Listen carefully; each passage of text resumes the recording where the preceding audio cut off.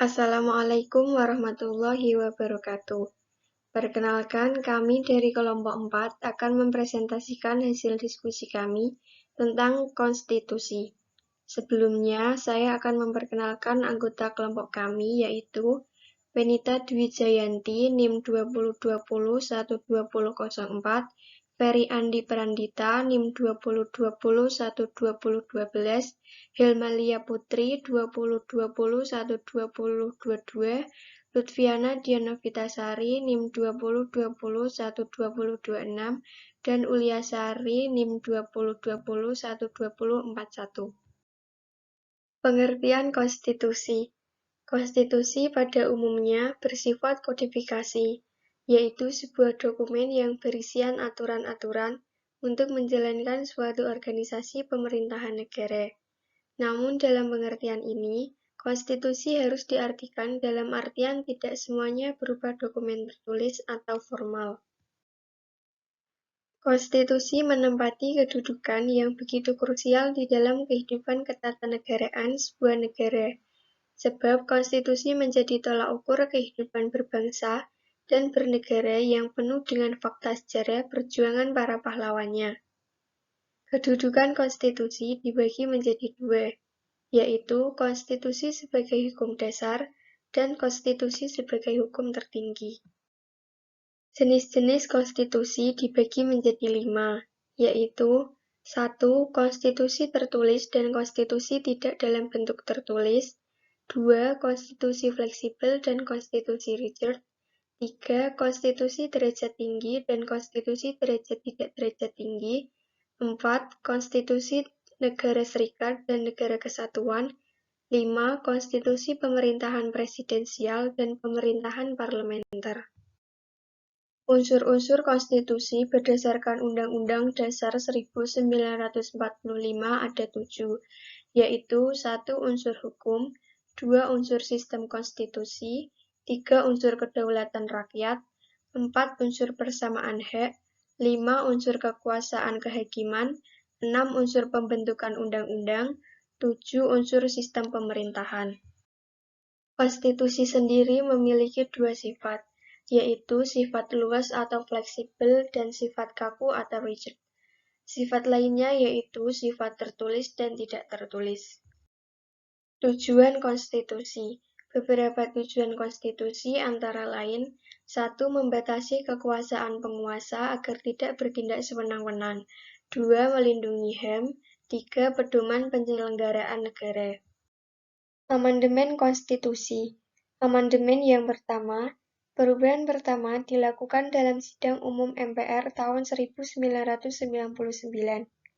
Arah perubahan pertama Undang-Undang Dasar 1945 adalah membatasi kekuasaan Presiden dan memperkuat kedudukan Dewan Perwakilan Rakyat sebagai lembaga legislatif.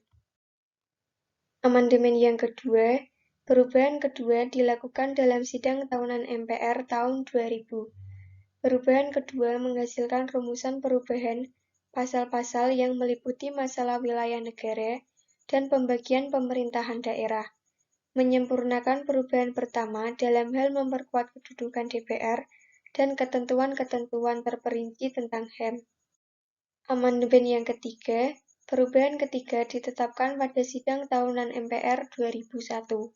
Perubahan tahap ini mengubah dan atau menambah ketentuan-ketentuan pasal tentang asas-asas landasan bernegara, kelembagaan negara, dan hubungan antar lembaga negara, serta ketentuan-ketentuan tentang pemilihan umum. Dan amandemen yang keempat. Perubahan keempat dilakukan dalam Sidang Tahunan MPR tahun 2002.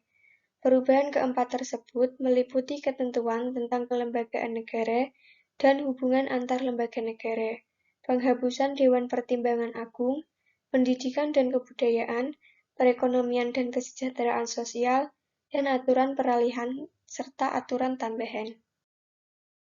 Berikut beberapa konstitusi yang pernah berlaku di Indonesia. Undang-Undang Dasar 1945 pada tanggal 18 Agustus 1945 sampai 27 Desember 1949. Undang-Undang Dasar Republik Indonesia Serikat pada tanggal 27 Desember 1949 sampai 17 Agustus 1950. Undang-Undang Dasar 1945, masa pemerintahan Orde Lama, pada tanggal 5 Juli 1959 sampai tahun 1965.